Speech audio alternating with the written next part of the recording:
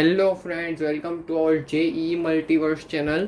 आज हम Pathfinder book के इलेक्ट्रिक करंट का चेक योर अंडरस्टैंडिंग सीरीज करने वाले हैं।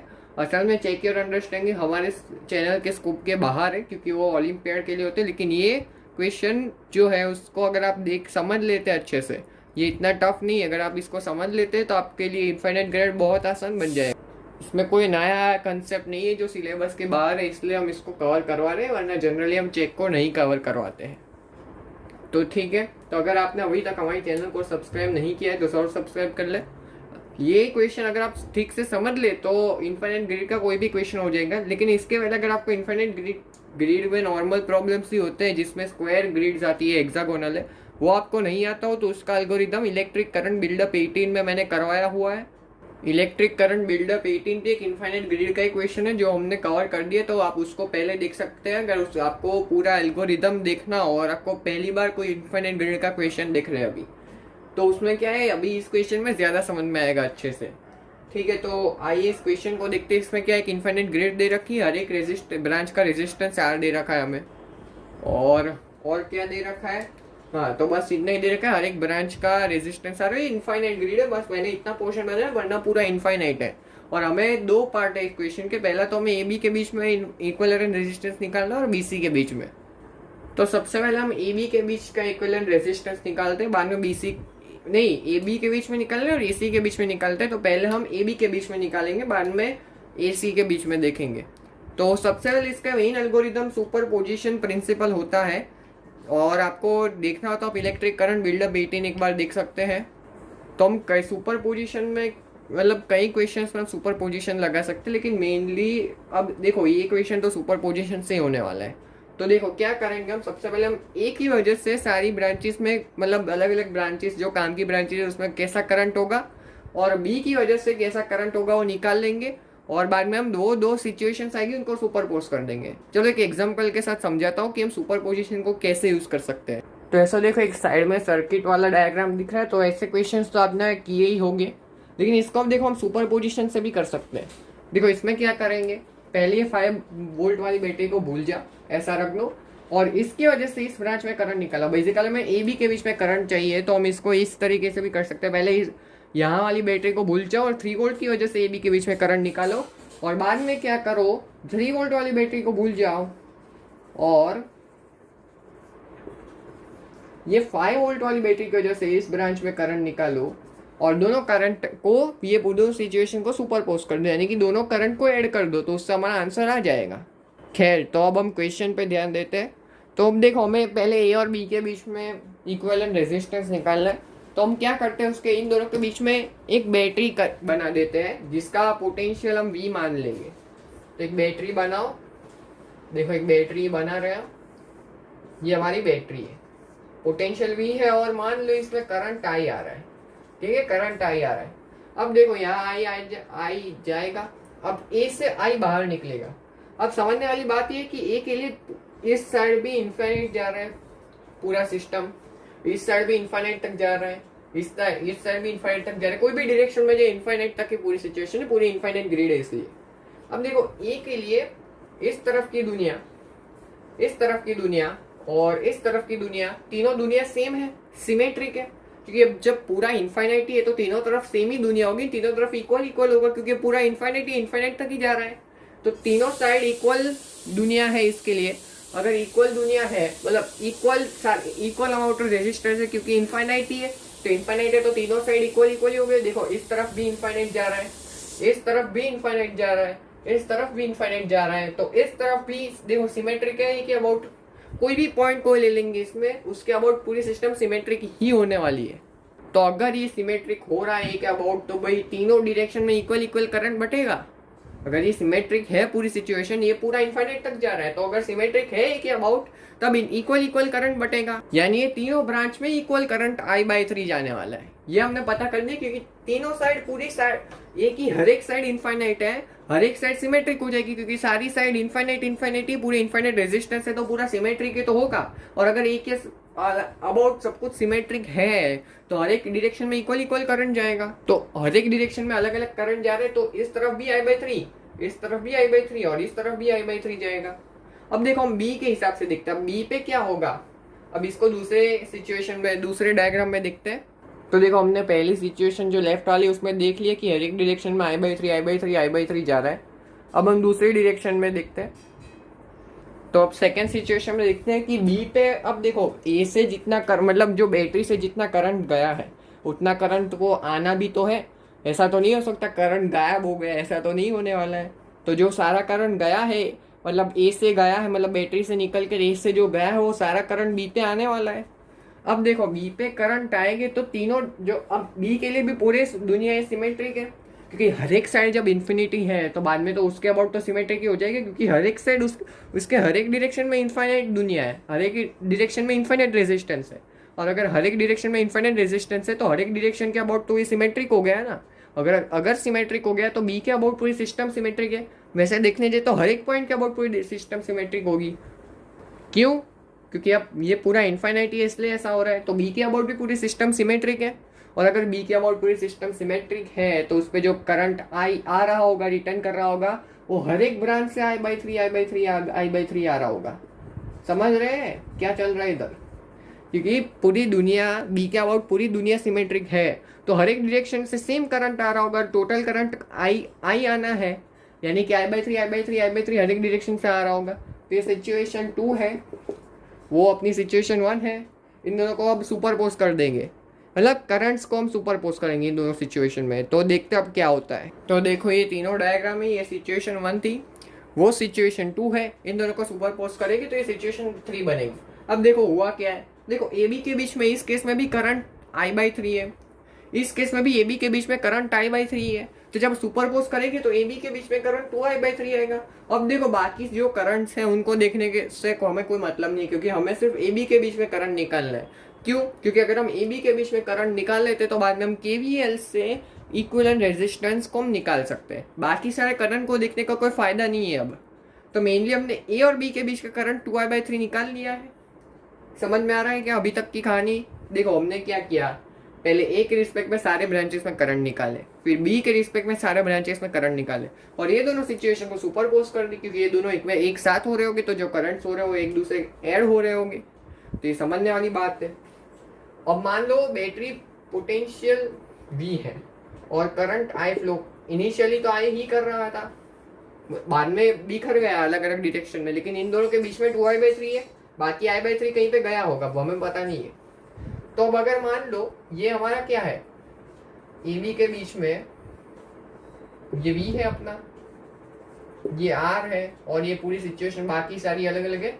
इधर तो I फ्लो कर रहा है लेकिन इधर 2I/3 फ्लो कर रहा है, यानी कि अगर हम KVL लगाए ये लूप में अकेले, बाकी तो सिचुएशन बहुत सारी पूरी दुनिया है, लेकिन हम केवल ये लूप में मतलब KVL लगाए। तो अगर हम यहाँ से शुरुआत करते हैं और ये ऐसे जाते हैं तो इधर से इधर पोटेंशियल बढ़ेगा, क्योंकि ये मतलब जो हायर पोटेंशियल इस तरफ है। तो यानी कि अगर हम लिखे तो V, ये तो V हुआ, यहाँ से आ गए। अब देखो प्लस, अब यहाँ तो कोई पोटेंशियल ड्रॉप होगा नहीं क्योंकि अपना कंडक्टिंग है, मतलब रेजिस्टेंस नहीं है। अब यहाँ से यहाँ जाते हैं, ये A है B है, अगर हम A से B जाते हैं तो पोटेंशियल ड्रॉप जो होगा वो करंट इंटू रेजिस्टेंस होगा। अब करंट तो 2I/3 हमने निकाल लिया है, रेजिस्टेंस आ रहे तो -2I/3 इंटू R। माइनस क्यों लिख रहा हूँ? क्योंकि पोटेंशियल ड्रॉप हो रहा है और ये बराबर 0 है। तो इधर से हमारे पास क्या आएगा, इसको लिखने से हमारे पास क्या आया, जो बैटरी का पोटेंशियल है वो 2I/3 इंटू R आ गया। अब देखो ये पूरी सिस्टम को मैं एक इक्विवेलेंट रेजिस्टेंस R इक्विवेलेंट से रिप्लेस करना चाहता हूँ। तो बाद में जब मैं इक्विवेलेंट रेजिस्टेंस का डायग्राम बनाऊंगा तो कुछ ऐसा आएगा, V है अपना, इक्विवेलेंट रेजिस्टेंस ऐसा होना चाहिए कि उसमें करंट सेम फ्लो करे और पोटेंशियल डिफरेंस भी सेम ही हो। तो ये अपना V है, अपना R है। अब इधर करंट I फ्लो करेगा, इधर पूरे ब्रांच में ये R इक्विवेलेंट R नहीं है। तो इधर से अगर हम KVL लिखे तो हमारे पास V क्या आएगा, IR इक्विवेलेंट। ये इक्वेशन 1 हुई, ये इक्वेशन 2 हुई, इन दोनों को इक्वेट कर दो। देखो तो इधर से क्या आएगा 2I/3। अब देखो इधर मैं इधर लिख देता हूँ 2I/3 R equal to IR equivalent. I से आएगा R इक्विवेलेंट आ गया 2R/3। देखो अब मैं समराइज कर देता हूँ हमने कैसे निकाला। सबसे पहले हमने क्या किया, एक ही वजह से जो तीनों ब्रांच मतलब अलग अलग ब्रांचेस में करंट क्या होगा वो हमने निकाला। मेनली हमें A और B के बीच में निकालना है, क्योंकि हमें वो दोनों पॉइंट्स के बीच में इक्विवेलेंट रेजिस्टेंस निकालना है। और बाद में मैंने बी की वजह से जो करंट आ रहा होगा वो निकाल लिया और दोनों को ऐड करिए क्योंकि दोनों सिचुएशन साथ में हो रही होगी, तो वो दोनों का करंट तो से ऐड होगा, तो 2i/3 करंट होगा। और बैटरी से तो करंट आई निकल रहा था। अब मैंने ये पूरे सिचुएशन में केवीएल लगाया ए बी के बीच में, पूरे बैटरी के लूप के अक्रॉस, तो उससे आया हमारे पास पोटेंशियल की वैल्यू 2IR/3। और मैंने अब उसको ये पूरे सिस्टम को आर इक्विवेलेंट से रिप्लेस कर दिया, तो उससे हमारे पास आएगा I=IR इक्विवेलेंट। अब दोनों को इक्वेट कर देंगे क्योंकि वी तो सेम ही है, वी थोड़ी बदल जाएगा अगर हम उसको रिप्लेस करते हैं एक आर इक्विवेलेंट से। तो उधर से हमारे पास आर इक्विवेलेंट की वैल्यू आ गई। अब इसी तरह से हम दूसरा पार्ट करेंगे, लेकिन उसमें थोड़ा ट्विस्ट है, तो उसको भी देखते हैं। मतलब ट्विस्ट तो नहीं है, बस थोड़ा करंट को ही ज़्यादा अच्छे से एनालाइज करना और कुछ नहीं, अल्गोरिथम यही है। तो ये दोनों सिचुएशंस मैंने बना दिए, ठीक है। तो सबसे पहले अब हमें ए और सी के बीच का करंट निकालना है। तो ये पहले अब देखो हम क्या करेंगे, हमें ए और सी के बीच में इक्विवेलेंट रेजिस्टेंस निकालना है। तो हम क्या करते हैं, ए और सी के बीच में करंट निकालें। अब देखो हम ए और सी के बीच में अगर यहाँ करंट I1 मानते हैं तो इधर I2 होगा। मतलब पक्का नहीं है हमें कि ये सेम हो गया, अलग अलग हो गया, तो हम ये दोनों ब्रांच के करंट निकाल लेंगे। हम क्या करेंगे, ये दोनों ब्रांच के करंट निकाल लेंगे। तो सबसे पहले तो देखो मान लेते बैटरी से आई करंट सप्लाई हो रहा है, इधर से आई करंट आ रहा है, तो इधर ए से भी आई करंट जाएगा। अब ए से करंट निकल रहा है, ठीक है।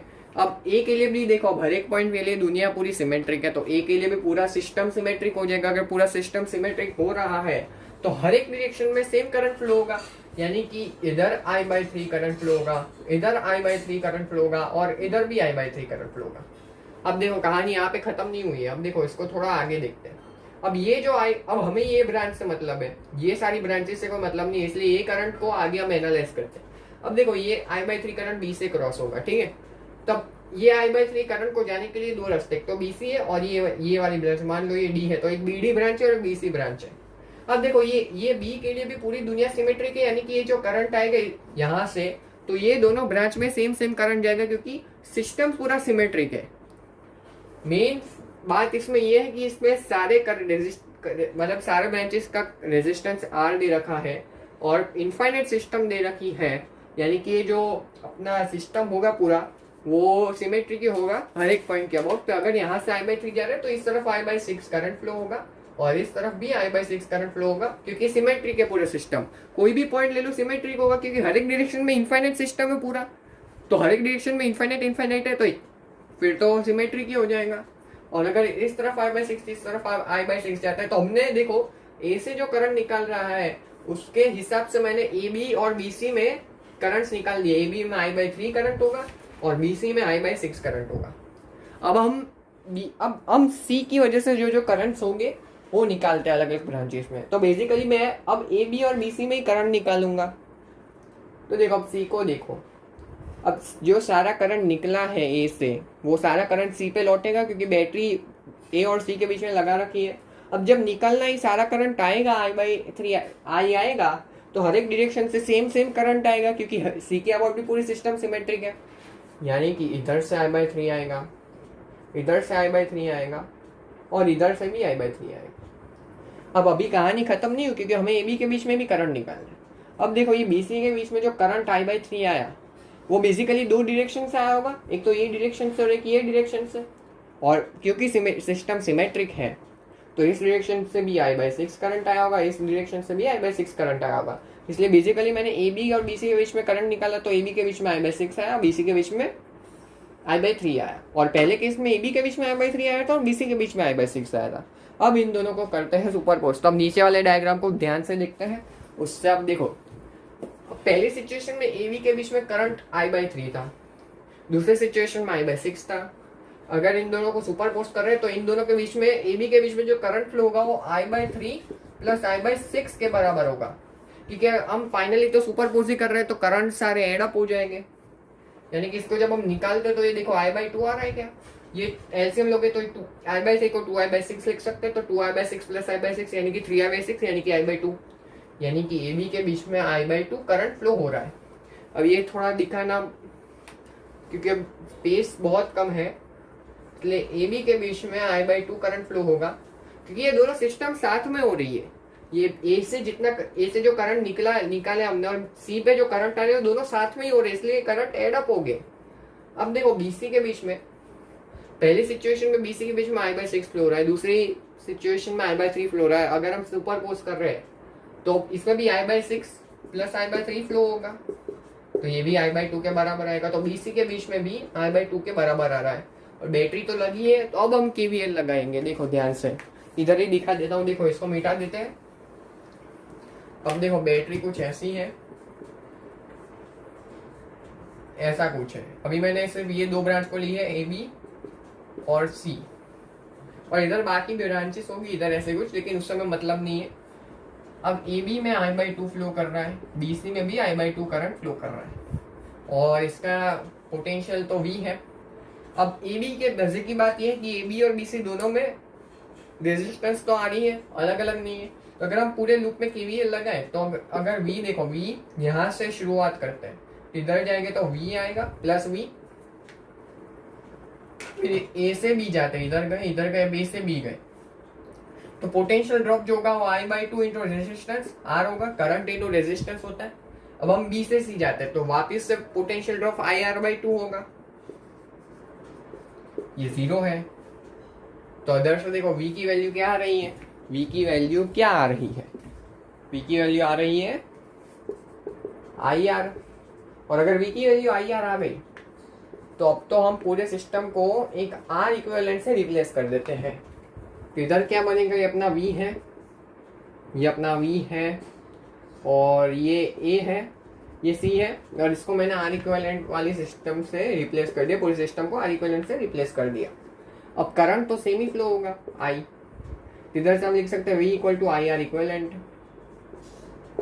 ये इक्वेशन 1 है, इक्वेशन 2, 1 और 2 को देखो ध्यान से, तो उससे साफ साफ दिख रहा है कि जो R इक्विवेलेंट है वो R के बराबर है, यानी कि जो A और C के बीच में इक्विवेलेंट रेजिस्टेंस है वो R इक्विवेलेंट जो होगा वो R के बराबर आ रहा है।